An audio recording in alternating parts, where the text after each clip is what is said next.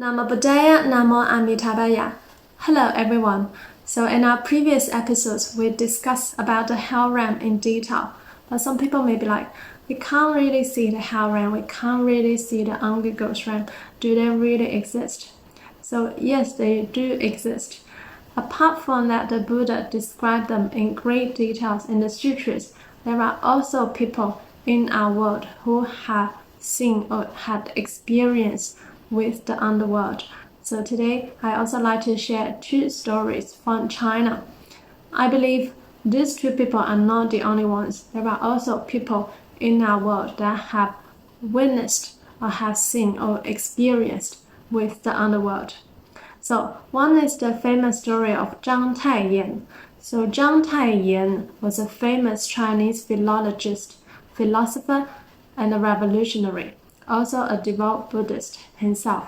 So he was born during the period of the late Qing dynasty and in the period of the Republic of China.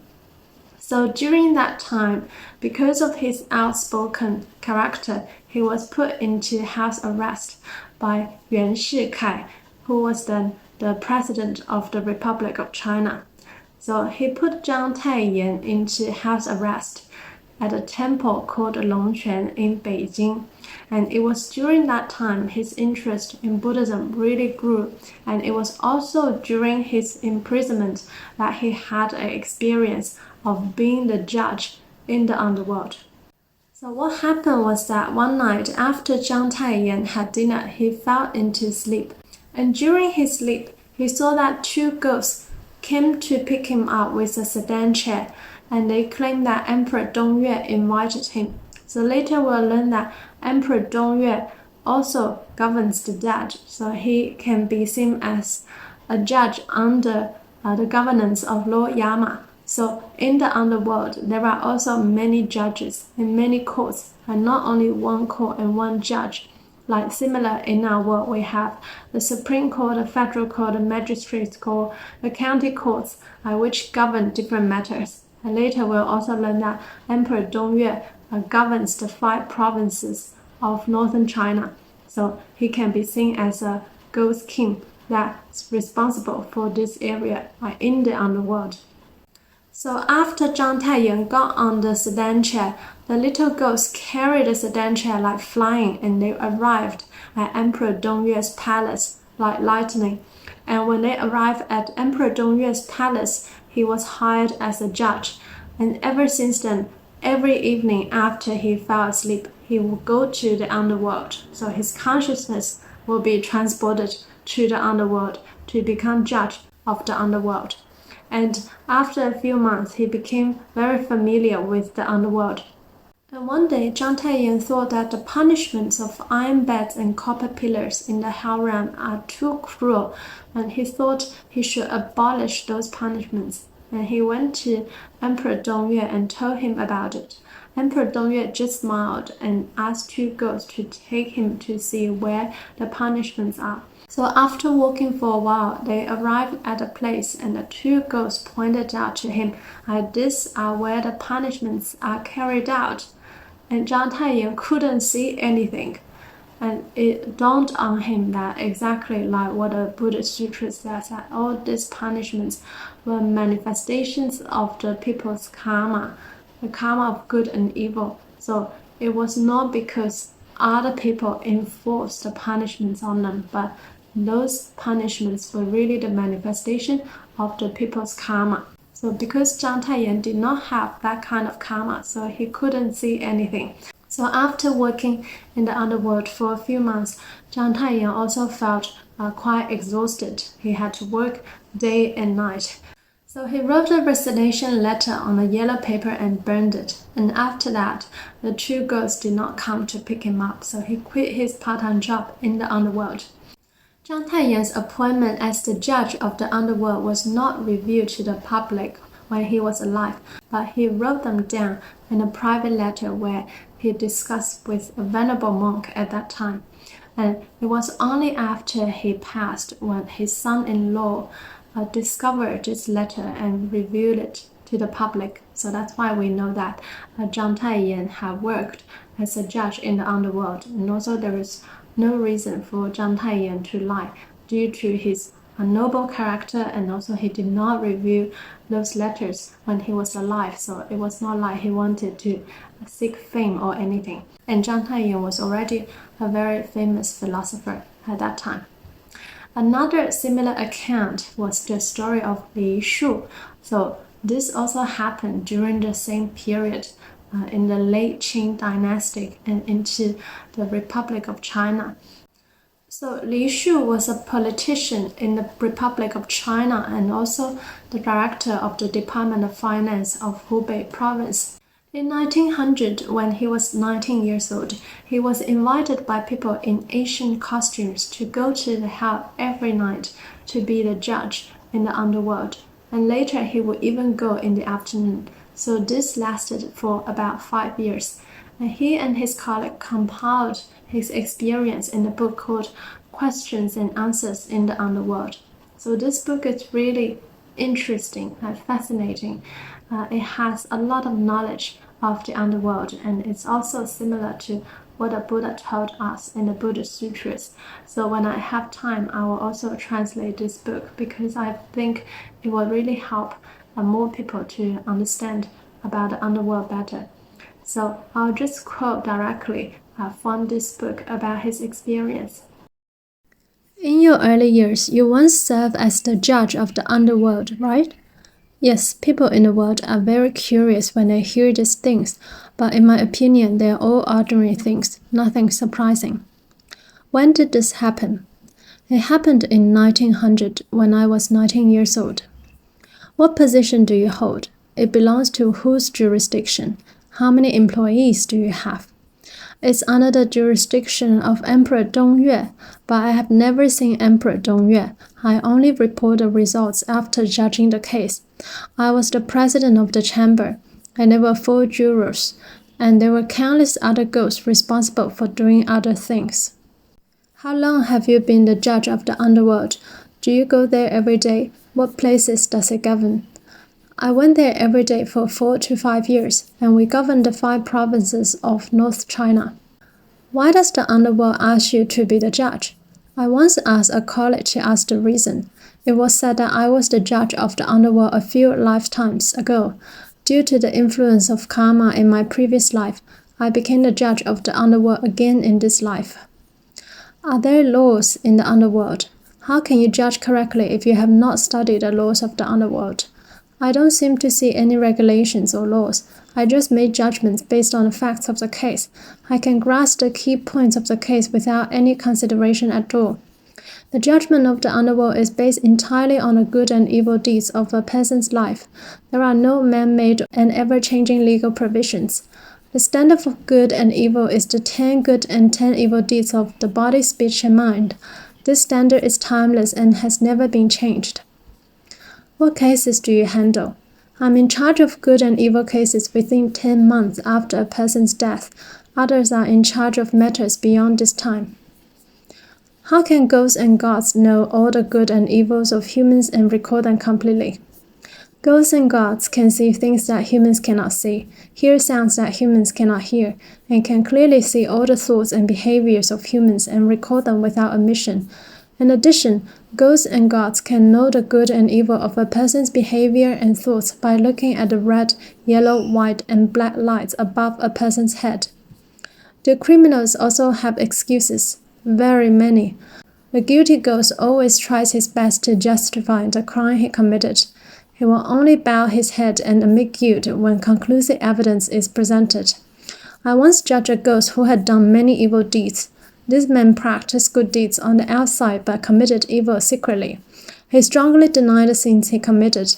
I saw that his crimes were piled up and the evidence was conclusive, and I wanted to sentence him immediately. Unexpectedly, this ghost suddenly recited the Diamond Sutra. The jurors on the left and right saw a red line above his head and hurriedly asked me to stop the trial. I suspected that they were accepting bribes for personal gain, and I was still ready to sentence him. But the ghost kept chanting the sutra, and they tried to ask me to stand upright. I said, "As a judge, how can I stand in awe of the criminal?" The man on the right said, "That's not what I meant. There is the Buddha's light above this devil's head." To interrogate him is blasphemy and disrespect. It's better to suspend the trial. I saw them standing in awe with their hands lower. They seemed very respectful, so I asked them how to handle this case. They said it would be better to sentence him to reincarnate into a human fetus several times so that he can no longer memorize the Diamond Sutra, and then sentence him to a crime. I said, let him reincarnate into a human fetus. Wouldn't it be an advantage for him? And reincarnation many times, then the retribution of suffering will be hundreds of years later. Wouldn't it delay his retribution? The left and right said, let him be reincarnated as a fetus that died just after birth, and there will be several lives in a few years.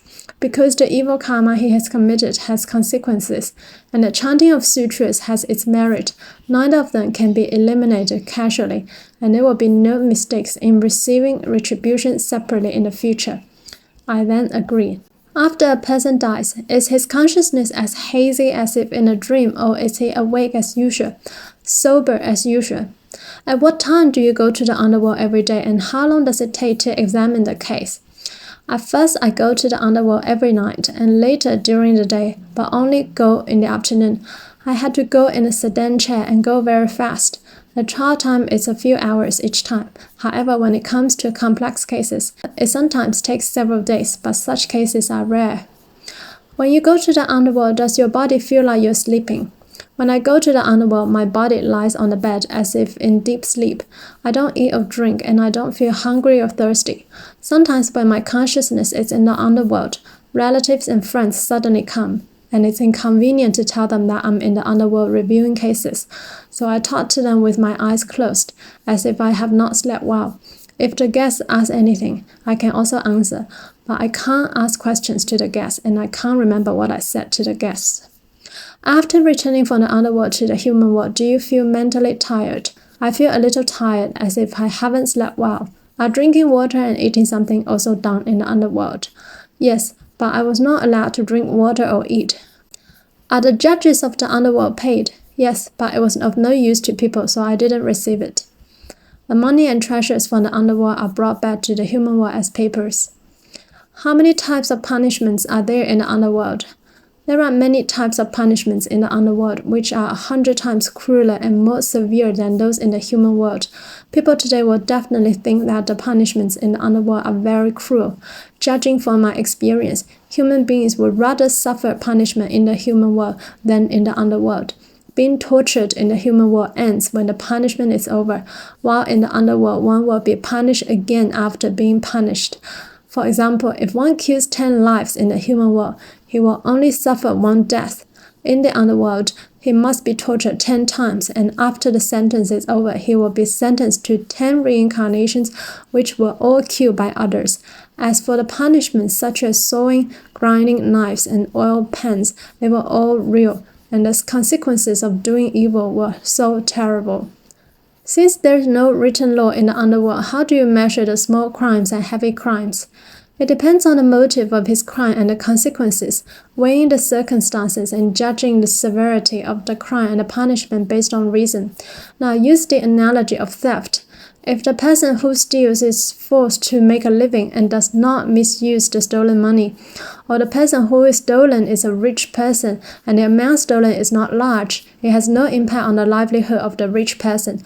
Money is not a pity, or if what is stolen is money that will be spent on improper things such as eating, drinking, prostitution, gambling, etc., then the crime of theft is relatively minor. If a rich man is stolen and his slaves are punished and the slave commits suicide in anger, or if the money used to buy rice or medicine by a poor man is stolen and leads to death of starvation or illness, or if the stolen person is forced to fight with the thief, if it leads to murder, then the case is very serious and cannot be treated as an ordinary theft case. Are there any errors in the judgment of criminal liability in the underworld? No, the underworld has conducted precise and careful investigations into the crimes of prisoners, and the evidence is conclusive. Therefore, the trials are very fair, and there are never any mistrials. We have countless thoughts that arise and disappear in a day or a lifetime. Even we ourselves cannot remember all of them, whether they are good or evil. Officials in the underworld record people's merits and demerits, and they must record every detail. don't they find it troublesome? People's thoughts, like the traces of birds flying in the sky and the foam on the water surface, those with little impact, they will not be recorded. For those, if you focus on them and never forget them, even if you don't put them into action, your merits and demerits will be recorded. If your thoughts are put into actions, then the merits and demerits will be more obvious. The great practitioners have to go to the underworld to await trial after death. The underworld governs people who are dominated by karma, or people who are ordinary and mediocre and have no great good or evil. If they are great practitioners, they will be reborn in the Buddha's Pure Land or the heaven immediately after death, without going through the underworld. Like this, their names are not in the book of hell, and there is no way to judge them. Why does the underworld often use people from the human world as servants in the underworld? Because wealthy people often have many gods guarding their homes, and the attendants around them are mostly young, strong, and energetic, so ghosts cannot get close to their beds. For example, when a general of the army dies of illness in a military camp, he is surrounded by tight guards and numerous guns and cannons. The soldiers in the military camp are all teenagers, and their young, masculine energy is as strong as steaming. If ghosts cannot get close, the consciousness of the living must be used as servants to arrest them. Only then can he come to the case. When a person dies and his consciousness separates from his body, is there any pain at this time? When people die, most people have illnesses. The consciousness leaves the body just like opening the door and leaving the house. There was no difficulty at first. When one thinks about the pain in the hospital bed before, one should feel relief. Because some people are concerned about their wives and children or their nostalgia for their possessions during their lifetime, they are persistent in their heart, and therefore it's difficult for the consciousness to leave the body. This is the most painful time. If a person develops an indifferent view of everything in the world during his lifetime and has no grief for his wife, children, money, fame, and fortune, then his consciousness will leave the body as easy as taking off his clothes without any effort at all. Buddhism, Confucianism, and Taoism coexist with each other and have different beliefs. Which belief is the most respected in the underworld? They have great respect for all three beliefs, but they respect Buddhism the most. And remember, I also shared about 100 reincarnation cases of Pingyang. And in this book, there are also people who claim that they also work for Lord Yama. So during their sleep, their consciousness would go to catch the spirit of the dead and to bring them to trial. So this is indeed real. So we have finally finished our discussion on all the 6 realms in the Samsara, the cycle of reincarnation. And in my next video, I also like to discuss the cause of Samsara. What exactly caused Samsara? What exactly caused the cycle of reincarnation? Namo Buddhaya, Namo Amitabha.